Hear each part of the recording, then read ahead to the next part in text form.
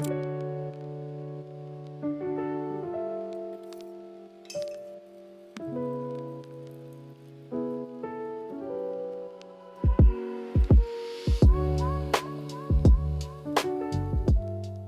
j'ai monté bien chaud, il fait nuit déjà vers 16 h à peu près.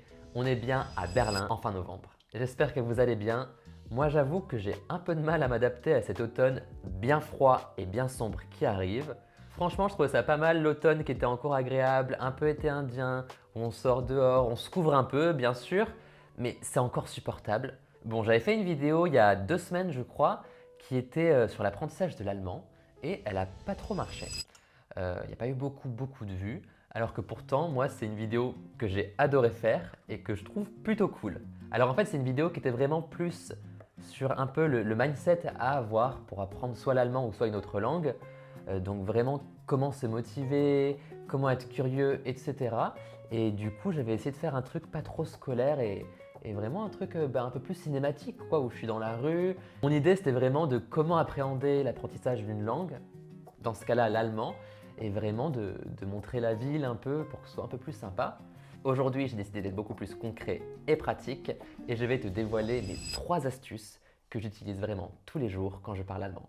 Ce coup-ci, je vais rester ici chez moi. De toute façon, il fait bien trop froid dehors. Je prends mon thé, je t'invite à faire de même ou te faire un chocolat chaud ou un matcha, bref, ce que tu veux. Et c'est parti. Pour ceux qui sont nouveaux ici, moi c'est Lucas, je suis français et j'habite à Berlin depuis quelques années. Et sur cette chaîne, je fais des vidéos où je vous montre un peu mon quotidien à Berlin, je fais des vlogs, je fais aussi des vidéos comme celle-ci un peu plus pratiques sur l'apprentissage de la langue. Bref, un peu plein de choses qui ont un rapport avec ma vie et l'Allemagne. Si tu veux me soutenir, je t'invite à t'abonner, à laisser un commentaire ou à aimer cette vidéo. Franchement, ça donne vraiment un gros coup de pouce pour le référencement sur YouTube. Ah, et j'oubliais, restez bien jusqu'à la fin de la vidéo parce que j'ai une petite annonce à vous faire. Bon, alors d'abord, pour commencer, j'ai un peu envie de vous décrire mon parcours avec l'apprentissage de l'allemand.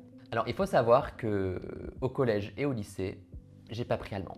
J'ai pris espagnol parce que mon grand-père est d'origine espagnole et du coup, je voulais vraiment apprendre l'espagnol à l'époque. Et j'avoue que l'allemand, c'était une langue qui me donnait pas trop envie. J'avais un peu d'a priori sur l'allemand.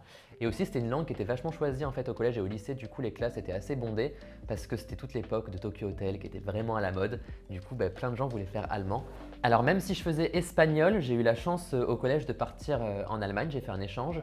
Donc dans l'ouest allemand, c'était à Papenburg. C'est vraiment une ville qui est à la frontière avec la Hollande. Et j'avais une correspondante. Donc on parlait anglais parce que je faisais pas de cours d'allemand. Et ça m'a permis du coup de m'améliorer aussi en anglais. Mais j'ai commencé du coup un peu à découvrir la culture allemande. Alors moi j'étais ado, donc on mangeait toute la journée, on allait se faire un kebab, on allait manger une pizza, donc c'est pas super pour la santé. Mais c'est vrai que moi en tant qu'ado, c'était la seule chose que je voulais, donc franchement j'avais bien kiffé. Et ensuite j'ai plus eu aucun contact avec l'allemand jusqu'à temps que je déménage ici.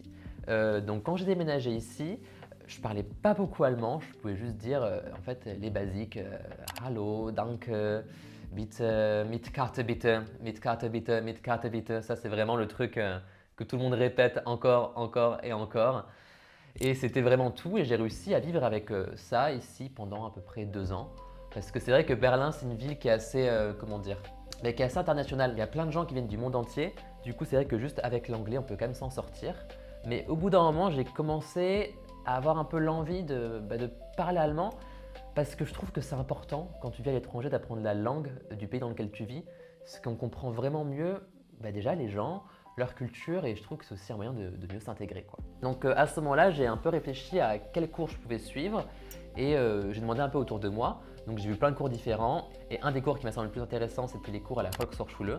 Donc ça, j'en parlais dans ma dernière vidéo sur l'apprentissage de l'allemand, que je mets juste ici, quelque part. C'est en fait une école publique pour adultes, donc les cours sont pas trop chers. Et moi, en tant qu'Européen, j'ai pu suivre en plus un programme intensif où à la fin, la moitié de mes frais de scolarité ont été remboursés. Donc ça me revenait vraiment à pas trop cher du tout et j'ai pu apprendre avec des profs de qualité, donc c'était vraiment super. Au début, c'est vrai que pour moi, c'était un peu bizarre de retourner à l'école parce que c'était tous les jours pendant 4 heures. C'était vraiment une école, quoi. Donc tu as des profs, ils font l'appel, tu as des devoirs à faire. Donc si tu fais pas tes devoirs, si t'es pas là, c'est pas très grave. Mais moi, je suis quelqu'un d'assez studieux. Du coup, je voulais vraiment tout faire bien. Donc, je faisais vraiment tous mes devoirs tout le temps. Et je voulais surtout apprendre assez vite. Donc, je me suis vraiment mis à fond dedans. Et ce qui était cool aussi, c'est qu'en fait, j'étais avec plein de gens du monde entier qui voulaient aussi vraiment apprendre l'allemand. Et alors moi, du coup, je suis vraiment arrivé niveau basique, donc le niveau A1.1.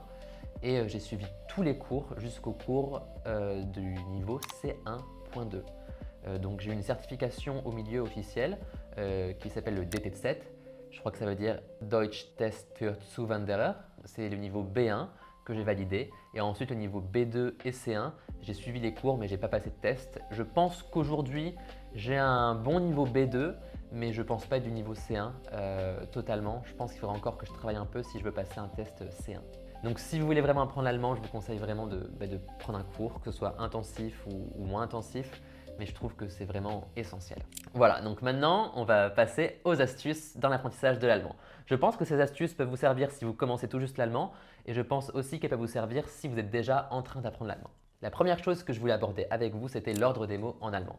Parce que l'allemand, c'est une langue qui est quand même en fait très structurée et avec beaucoup de règles qui sont pas en fait très compliquées, mais c'est juste qu'il faut les apprendre et une fois que tu les as apprises, en fait, il faut juste les répéter de la même façon. C'est très structuré, c'est très cadré. Alors ça peut un peu faire flipper comme ça, mais en vrai, vous allez voir que c'est pas si compliqué. Déjà, dites-vous qu'il y a une règle de base qui ne change jamais, c'est que le verbe conjugué est toujours en deuxième position. Par exemple, ich gehe heute ins Kino. Ici, le verbe conjugué, c'est gehe, et donc ici, le verbe, il est en deuxième position. Mais par exemple, tu peux aussi dire heute gehe ich ins Kino. Ici, le verbe conjugué est toujours en deuxième position, même si on a commencé par heute et que le pronom personnel est passé lui à la troisième position. Juste dis-toi que verbe conjugué, deuxième position. Alors attention, parce que oui, je suis désolé, il y a une petite exception à ça, les phrases subordonnées, Nebensatz. Donc c'est les phrases qui vont commencer par das, weil, den. Ici, le verbe conjugué ira à la toute fin. Par exemple, weil ich morgen nach Berlin fahre. Le verbe conjugué ici, c'est fahre et il est en toute fin de phrase. Ou alors, dass ich keine Zeit habe. Ici, le verbe conjugué, c'est habe et il est en toute fin de phrase. Ça, c'est ce qu'il faut retenir pour le verbe conjugué et si vous appliquez ça, déjà, vous êtes bien avancé. Mais là, vous allez me dire qu'est-ce qu'on fait du reste des mots dans la phrase, quel est leur ordre. Et pour ça, j'ai un moyen mnémotechnique qui est très facile à retenir. C'est tekamolo. Tekamolo, c'est un mot qui sert à retenir l'ordre. Le T, c'est pour tout ce qui est temporal, ce qui répond à la question quand. K, c'est causal, ce qui répond à la question pourquoi. Mo, c'est modal, ce qui répond à la question comment. Lo, c'est local, ce qui répond à la question où. Comme ça paraît un peu compliqué, mais vous allez voir, c'est très facile. Voici une phrase exemple. Ich fahre morgen wegen der Arbeit mit dem Auto nach Berlin. Donc en première position, on a ich, le pronom personnel. Deuxième position, le verbe conjugué comme on a vu juste avant, fahre. Et ensuite, on aura ce qui fonctionne vraiment avec tekamolo. D'abord, on a morgen, ce qui répond à la question quand, demain. Ensuite, on a wegen der Arbeit, ça c'est un bloc qui répond à la question pourquoi. Donc ça correspond au causal, K. Ensuite, on a le bloc mit dem Auto, ça répond à la question comment, modal. Et enfin, à la fin, on a le local, nach Berlin, à Berlin. Alors cet ordre, il peut parfois changer selon si tu veux vraiment insister sur plus ce qui est modal ou causal, etc. Mais si tu suis cet ordre exactement, tu auras à chaque fois à 100% juste. Pour résumer simplement, le verbe conjugué pratiquement toujours en deuxième position, sauf dans les subordonnés et les Nebensatz où il ira à la fin. Pour le reste des mots, retiens tekamolo. Tu verras qu'avec un peu d'entraînement, cet ordre des mots à force, il va devenir vraiment en fait naturel pour toi et à chaque fois, ça se fera automatiquement. Et puis entre nous, si tu fais des erreurs, c'est pas grave. Deuxième astuce, comment deviner le genre des mots? Alors ça, c'est vraiment une des bêtes noires dans la langue allemande. C'est est-ce que c'est der, est-ce que c'est die ou est-ce que c'est das? Et de ça, en fait, en découle de savoir quelle déclinaison on va utiliser. Parce qu'en soi, les déclinaisons, c'est pas si compliqué à apprendre. C'est un tableau, il suffit juste de l'apprendre par cœur. Une fois que tu as appris par cœur, en fait, c'est pas très compliqué. Ce qui est compliqué dans les déclinaisons, c'est pas les déclinaisons en elles-mêmes, c'est de savoir si le mot il est masculin, féminin ou neutre. Bon, déjà, dis-toi que ce qu'il faut faire, c'est que quand tu apprends un mot de vocabulaire, apprends à chaque fois son genre. Ensuite, il faut savoir qu'il y a environ 20% des mots en allemand qui vont être neutres, environ 34% qui seront au masculin, et donc il reste 46% des mots qui sont au féminin. Donc si tu n'es vraiment pas sûr et que tu hésites, utilise die et tu auras pratiquement une chance sur deux de ne pas te tromper. Ensuite, pour t'aider, regarde un peu les terminaisons des mots. Il y a par exemple des terminaisons qui sont toujours féminines. Par exemple, les terminaisons en ung, die Zeitung, die Wohnung, les terminaisons en heit ou keit, die Freiheit, die Müdigkeit, les terminaisons en Schaft, die Freundschaft, die Mannschaft, les terminaisons en ei, die Bäckerei, die Polizei, les terminaisons en ion, die Nation, die Situation, et les terminaisons en tête, die Identität, die Universität. Donc dès que tu vois ou tu entends ces terminaisons, tu sais que le mot est féminin. Ensuite, il y a certaines terminaisons qui seront toujours neutres. Par exemple, les terminaisons en chen, das Mädchen, das Brötchen, les terminaisons en lein, das Fraulein, les terminaisons en das Zentrum, das Datum, et les terminaisons en man comme das Parlement.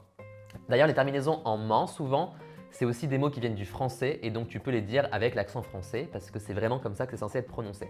Pour une fois que notre accent français peut être utile, autant en profiter. Ensuite, il va y avoir tous les verbes qui sont transformés en nom commun. Souvent, ça va être aussi en neutre, comme das Essen ou das Rauchen. Enfin, les mots qui viennent de l'étranger ou de l'anglais vont être très souvent à 90% aussi en neutre. Donc par exemple, das Internet, das Handy, das Team. Donc voilà, si tu apprends ces terminaisons, tu es à 80% sûr de ne pas te tromper. Et pour les 20% restants, c'est pas très grave. Dernière astuce, la chanson du datif. Bon, ça c'est la dernière astuce et c'est un peu ma préférée, j'avoue. C'est une chanson mnémotechnique pour retenir en fait les prépositions qui vont toujours avoir besoin du datif. Donc c'est les prépositions aus, bei, mit, nach, seit, von, zu. Et la petite chanson pour retenir ça, en fait, c'est sur l'air de Frère Jacques. Donc, je ne suis pas chanteur, mais je vais quand même vous faire l'honneur de vous chanter cette petite chanson. Aus, bei, mit, nach, seit, von, zu, immer mit dem Dativ, dem, der. Merci, merci, merci, merci. Voilà, avec cette chanson, je suis prêt pour la Star Academy, donc franchement, si vous manque un candidat, appelez-moi, n'hésitez pas. Hein. Pour en revenir à l'apprentissage de l'allemand, ce qui est très pratique en fait, c'est que cette chanson, elle rentre vraiment dans la tête à force et c'est vraiment le moyen pour moi parfait en fait pour savoir quelle préposition va avec le datif. Bon écoutez, voilà, c'était mes 3 astuces vraiment qui pour moi sont hyper utiles en allemand et comme je vous le dis, c'est des astuces que j'utilise vraiment tous les jours quand je parle allemand. Voilà, donc j'espère que ça vous a aidé. Dites-moi en commentaire si vous connaissez ces astuces ou bien si vous en connaissez peut-être d'autres qui peuvent aider dans l'apprentissage de l'allemand. J'espère que ces vidéos un peu plus apprentissage et très pratiques vous plaisent. Je vois que l'audience grandit doucement, on a passé les 70 abonnés, merci beaucoup. Et du coup, j'essaye encore de tester des nouveaux concepts, des concepts différents, parfois plus ici et plus pratiques, parfois plus dans la rue en mode vlog. Franchement, dites-moi en commentaire ce qui vous plaît le plus. Voilà, donc on arrive à la fin de cette vidéo et comme je vous l'avais promis, voici ma petite annonce.